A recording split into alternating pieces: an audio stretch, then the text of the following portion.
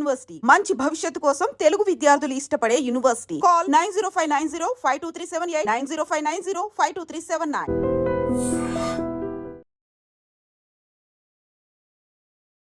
నమస్తే, welcome to I dream inside politics with కవిత.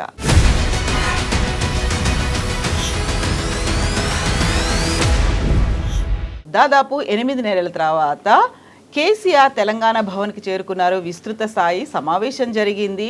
25 ఏళ్ల ఉత్సవాన్ని ఘనంగా నిర్వహించుకోవాలని అయితే మార్గనిర్దేశకం చేశారు. అయితే కేసీఆర్ మాస్టర్ ప్లాన్స్ ఎలా ఉండబోతున్నాయి, నెక్స్ట్ స్టెప్ ఏంటి, నిజంగానే కేసీఆర్ గట్టిగా బలంగా కొట్టబోతున్నారా, దానికి ఇంకాస్త సమయం ఉందా, ప్లీనరీలు ఎప్పుడు నిర్వహించుకుంటారు, ఇవన్నీ బోల్డ్ అని క్వశ్చన్ మార్క్స్ ఉన్నాయి. అయితే కేసీఆర్ నెక్స్ట్ స్టెప్ ఎలా ఉండబోతుంది, రాజకీయంగా ఎప్పుడు బయటికి రాబోతున్నారు, ఉద్యమాలు, నిరసన కార్యక్రమాలు, ఇతర కార్యక్రమాల్లో కేసీఆర్ ఉండబోతున్నారా లేదా, ఎంత టైం తీసుకుంటారు? మనతో పాటుగా ఉన్నారు పొలిటికల్ అనలిస్ట్ ప్రకాష్ గారు. ప్రకాష్ గారు నమస్కారం. సో మీరు కూడా విస్తృత స్థాయి సమావేశంలో పాల్గొన్నట్టున్నారు. అవుట్కమ్ ఏంటి ఓవరాల్గా అక్కడ? అనేది చాలా ఉత్సాహంగా ఉన్నాడు.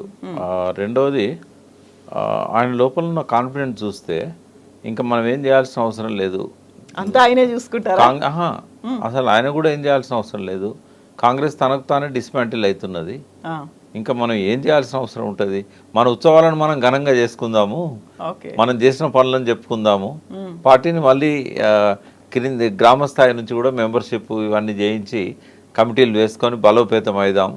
మనం ఏం చేయాల్సిన అవసరం లేదు. వాళ్ళే హామీలు ఇచ్చినలు ఫెయిల్ అయినలు ప్రజలు అర్థం చేసుకుంటున్నారు, ఇంకా అన్నీ మనకు అనుకూలంగానే జరుగుతున్నాయి అని ఒకసారి ఎట్లుండే తెలంగాణ, దాన్ని ఎట్లా చేయగలిగినాం, ఎక్కడుండే ఎక్కడికి వచ్చింది, ఒక్కొక్క రంగంలో నిజాం కాలం నుంచి ఎట్లాంటి పరిస్థితులు ఉండేది, సమైక్య రాష్ట్రంలో ఎట్లుండేది, ఈ గత 10 ఏళ్లలో ఎట్లా చేయగలిగినాము, మహా ఉత్సాహం నింపగలిగాడు. ఒక 2 గంటల సేపు ఏకదాటిగా ఆ పరిస్థితులను కంపేర్ చేస్తూ నక్సలైట్ ఉద్యమము, నక్సలైట్లను ఎట్లా చంపేటోళ్ళు బూడోకు ఎన్కౌంటర్లలో, ఇవాళ అటువంటి సిచ్యువేషన్ ఉన్నదా, వ్యవసాయం సంగతి ఏంది, మన నీళ్ళన్నీ పోతుంటే మనం కళ్ళారబెట్టి చూస్తుండే వాళ్ళం, అడిగితే నక్సలైట్ అని కాల్ చేసే పరిస్థితి. అటువంటి పరిస్థితి నుంచి మనము నెత్తురొలికిన నేల మీద ఇవాళ హరితవనాలను మొలిపించినాం. ఆ పాట స్టాంజా కూడా చెప్పిండు, నెత్తురోలకంది ఎప్పుడు నేల రాలంది ఎప్పుడు అని చెప్పి ఒక కవి వాడిన పాటలోంచి 2 లైన్లు తీసుకొని, అటువంటి తెలంగాణ నెత్తు రోడంది ఎప్పుడు నేల రాలంది ఎప్పుడు. అయితే అటువంటి పరిస్థితి నుంచి వాళ్ళ మనం ఎంత పీస్ఫుల్ తెలంగాణ క్రియేట్ చేయగలిగాం. బట్ ఇవి పరిపాలన వాళ్ళే కావాల్సిన ఆయుధాలు మనకి ఇస్తున్నారు. ప్రజలంతా కూడా ఇప్పటికే వీళ్ళ ఏ హామీ, ఒక ఆ బస్సులది తప్ప, మహిళలకు ఫ్రీ బస్ తప్ప ఏది అమలు కాలేదు, ఏది కూడా సంపూర్ణంగా అమలు చేయలేదు. రుణమాఫీ అన్నాడు, అది సగం కూడా చేయలేదు. రైతు బంధు అసలు ఇస్తూనే లేడు. ఇట్లాంటి అన్ని అంశాల మీద, మహిళలకు పెన్షన్ అన్నాడు, అది ఇవ్వట్లేదు. అన్నీ ఒక్కొక్కటి చెప్పుకుంటూ వచ్చాడు. ఆయన ఈ దాదాపు ఒక 80 ఏళ్ళ తెలంగాణను ఆవిష్కరించాడు. ఓకే.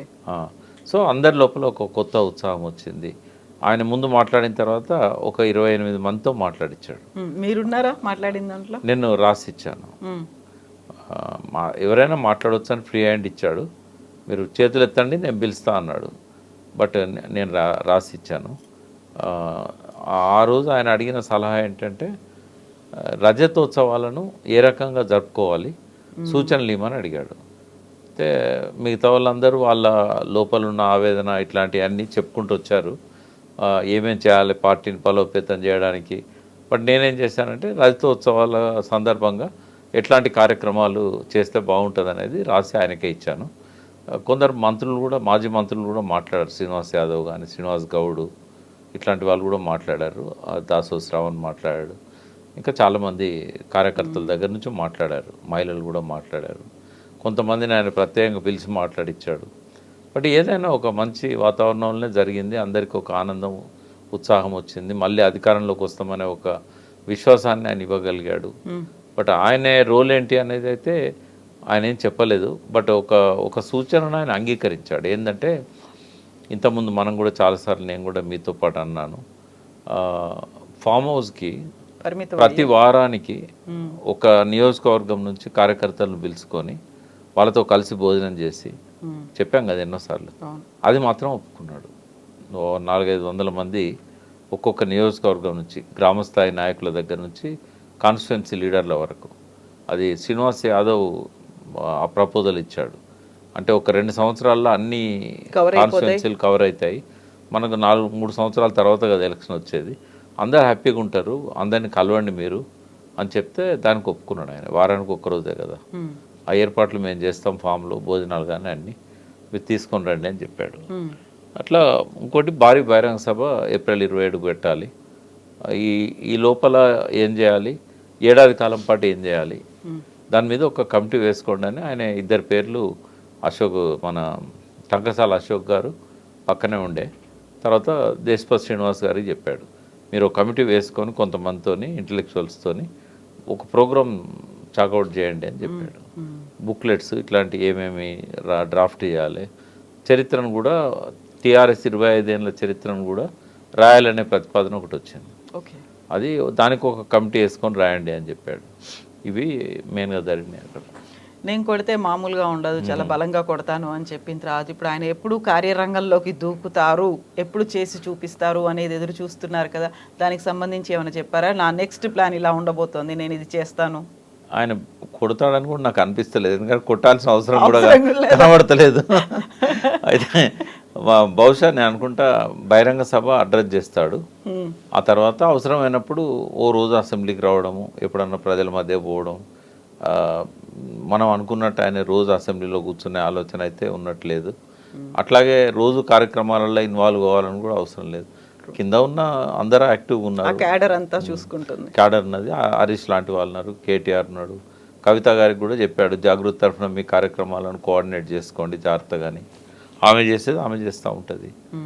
ఒకరిద్దరి దగ్గర నుంచి బీసీల విషయంలో కొంత ప్రతిపాదనలు వచ్చినాయి, బీసీలను కలుపుకొని పోవాలి బీసీ నాయకత్వాన్ని, అట్లా అది కూడా దాని మీద ఆయన ఏమి కామెంట్ చేయలేదు.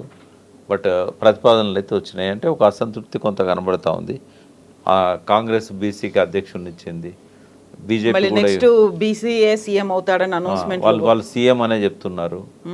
అయితే అంత ధైర్యంగా ఎవరు నేను చెప్పినట్టుగా ఇక్కడ వర్కింగ్ ప్రెసిడెంట్ ఇవ్వండి బీసీకి అని ఎవరు చెప్పలేడా, కానీ ఒక ఆవేదన అయితే బీసీలలో కనబడ్డది. ఎట్లా ముఖ్యమంత్రి రాదు టీఆర్ఎస్ పార్టీలో, కనీసం ఒక వర్కింగ్ ప్రెసిడెంట్ అన్న కేటీఆర్ పక్కన ఒకరు ఉంటే తృప్తి ఉంటుంది అనేది కొంత కనబడ్డది క్యాడర్లో. బట్ అది చెప్పే ధైర్యం కూడా అక్కడి వరకు లేదు. ఒకరిద్దరు కొద్దిగా గొనిగిళ్ళు బీసీల విషయంలో కొద్దిగా మిగతా పార్టీలు ముందు పోతానే అన్నట్టుగా అది చేశారు. నిజంగా ఒక అసంతృప్తి అనేది అక్కడ కనిపిస్తుందా? ఎందుకంటే కులగణన విషయంలో మాత్రం బాగా కనబడ్డది. కులగణన సరిగా చేయలేదు బీసీలది, మీరు దాని మీద కార్యక్రమాలు రూపొందించాలి తీసుకోవాలని 1 కోటి సలహాలు వచ్చినాయి. ఒక 2-3 మాట్లాడిన 28 మందిలో బీసీల గురించి. అదే సో ఇప్పుడు కాంగ్రెస్ పార్టీ కావచ్చు, బీజేపీ కావచ్చు, కొంచెం బీసీ నినాదం తీసుకుంది, అధ్యక్షుడు అవుతారా లేకుంటే సీఎం అవుతారా, దీనికి సంబంధించి బోల్డ్ అని ఊహాగానాలు వస్తున్నాయి. చాలా క్లియర్గా వాళ్లే అవుతారు అనేటువంటి ఒక ఇండికేషన్స్ కూడా ఉన్నాయి. బట్ బీఆర్ఎస్ పార్టీకి మాత్రం ఆ 2 ఛాన్సెస్ అయితే కనిపించట్లేదు కదా. మీరు అన్నట్టుగా కొంచెం అసంతృప్తి, అసమ్మతి గళం అంటే ఎలా కేసీఆర్ దాకా చేరగలుగుతుంది ఆ వాయిస్ అనేది? అంటే ఆయనకు అర్థమైంది కొంత బీసీలు అంతా పోలరైజ్ అవుతున్నారు, మన దగ్గర కూడా ప్రెజర్ ఉంది అనేది అర్థమైంది. అర్థమయ్యే ఆయన మద్రాస్కి అధ్యయనం చేయడానికి ఒక టీం పంపించాడు ఆ రోజుల్లో, నేను కూడా అందులో పోయింటిని. అయితే నేను అవన్నీ చెప్పడానికి నేను ఇప్పుడు పార్టీ కండువా వేసుకోలేదు, ఒక అబ్జర్వర్ లాగా పోయిన. ఆయన పిలిచాడు కాబట్టి నో చెప్పలేక, మీతో ఎన్నోసార్లు అన్నాను కదా పిలిస్తే నేను పోతాను అని. బట్ నేను బాధ్యత తీసుకోవడానికి సిద్ధంగా లేను. నేను ఎట్లా చెప్పే కాడ చెప్తానే ఉన్నా, ఇంకా మళ్ళీ పార్టీ వాళ్ళకు ఉండే అవకాశం అది నేను ఎందుకు తీసుకోవాలనుకొని నేను చెప్పలేదు. బట్ నేను కంటిన్యూ చేస్తాను. నేను వాళ్ళకి ఇప్పుడు కూడా మీ ద్వారా నేను కొన్ని సూచనలు చేయదలుచుకున్నా. ఏంటంటే సరే మీ పార్టీలో బీసీకి ముఖ్యమంత్రి అయ్యే అవకాశం 0, ఎవరు నమ్మరు కూడా. ఇప్పుడు ఇస్తారేమో అని నేను చెప్పినా కూడా ఎవరు నమ్మే పరిస్థితి ఉండదు. పోనీ వర్కింగ్ ప్రెసిడెంట్ ఇస్తారా అంటే ఒకవేళ ఎస్సీకి 1 బీసీకి 1 ఇస్తే ఇవ్వచ్చు, అది కూడా పార్టీ నుంచి కొంత ఒత్తిడి వస్తేనే ఇస్తాడు. బట్ ఒక్కటి చేయొచ్చు వాళ్ళు, గతంలో బీసీలకు ఏమేం చేశాము, దానివల్ల జీవన ప్రమాణాలు ఎట్లా పెరిగినాయి, అది ఫిషరీస్ కావచ్చు లేకుంటే గొర్రెలు కావచ్చు ఇట్లాంటి పథకాలు కావచ్చు, ఇవన్నీ డాక్యుమెంటేషన్ చేయాలి. నేను ఇచ్చిన సూచనలలో కూడా ఏమన్నా అంటే ఒక 25 సంవత్సరాల పండగ కదా రజతోత్సవం అంటే, 25 సంవత్సరాలు అయింది టీఆర్ఎస్ పెట్టి, ఒక 25 అంశాలను సెలెక్ట్ చేసుకోండి. రోజుకు ఒక అంశం మీద బ్రెయిన్ స్టార్మింగ్ పబ్లిక్లో పోయి వాళ్ళకి చెప్పండి, బుక్లెట్స్ ఇవ్వండి, మీటింగ్స్ పెట్టండి. ఒక్కొక్క స్కీమ్ గురించి ఒకరోజు, ఒక్కొక్క రంగం గురించి ఒకరోజు, 25 పాయింట్స్ మీద 25 అంశాల మీద అప్పుడు దశాబ్ద ఉత్సవాలు అప్పుడు కొంత ప్రయత్నం జరిగింది. ఒక్కొక్క రంగం గురించి చేశారు. అదే ఇది కంటిన్యూ చేయమని చెప్పాము. అప్పుడు 20 రోజులు చేస్తున్నారు. భవిష్యత్తులో ఒక బీసీ విజన్ ఓ డాక్యుమెంట్ రిలీజ్ చేయాలి. గతంలో ఎస్సీ ఎస్టీలకు సంబంధించింది 2003లో ఎన్నికల కంటే ముందు అప్పుడు గ్రీన్ పార్క్ హోటల్లో దళిత మేధావులను పిలిచి ఎస్సీ ఎస్టీలకు ఒక విజన్ని ఆ రోజు రూపొందించారు. బీసీల కోసం ఒకటి చేయాల్సిన అవసరం ఉంది. అప్పుడు కూడా జలసిద్ధయ్య గారి అధ్యక్షతన అప్పుడు ఒక కమిటీ వేసి ఏదో ప్రయత్నం జరిగింది, కానీ అంత ముందుకు పోలేదు. అది మేనిఫెస్టోలో రాసుకున్నా కూడా 5,000 కోట్లు ప్రతి సంవత్సరం ఖర్చు పెడతామని అది జరగలేదు. బట్ ఇది మాత్రం ఒక విజన్ను బీసీలకు ఇవ్వాలి. ముఖ్యమంత్రి ఈ పార్టీలో కాకపోయినా బీసీలకు కొంత మేలు జరుగుతుందనే ఒక నమ్మకాన్ని క్రియేట్ చేయగలుగుతాయి. ఎందుకంటే ఏ బీసీ ముఖ్యమంత్రి అవుతాడో, ఏ బీసీ పార్టీ పెడతాడో ఏం తెలియదు. బీసీల పార్టీ అయితేనే ఇంతకుముందు చెప్పినట్టుగా వస్తుంది. ఒక్కటి వస్తుందా, 4 బీసీల పార్టీలు వస్తాయో కూడా తెలియదు మనకి. మళ్ళన్న కాంగ్రెస్లో ముఖ్యమంత్రి బీసీకి ఇస్తాడనగానే కొంచెం అటువైపు ఆలోచిస్తాడు ఆయన. ఇప్పటివరకు ఆయన ఏం ఫెయిల్అవుట్ కాలేదు. ఓన్ పార్టీ పెట్టే బదులు అన్ననే ఉంటే ముఖ్యమంత్రి కావచ్చు కదా. ఎందుకంటే కాంగ్రెస్లో ఈయన కంటే గట్టిగా మాట్లాడే బీసీ ఎవరు లేరు.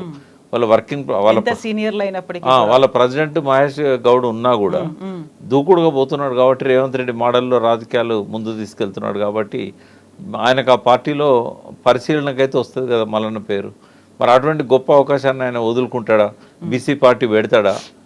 టీఆర్ఎస్లోకి వెళ్ళి అయితే ఏ బీసీ బయటకు వచ్చి పార్టీ పెట్టే పరిస్థితి కనబడతలేదు. ఇంకా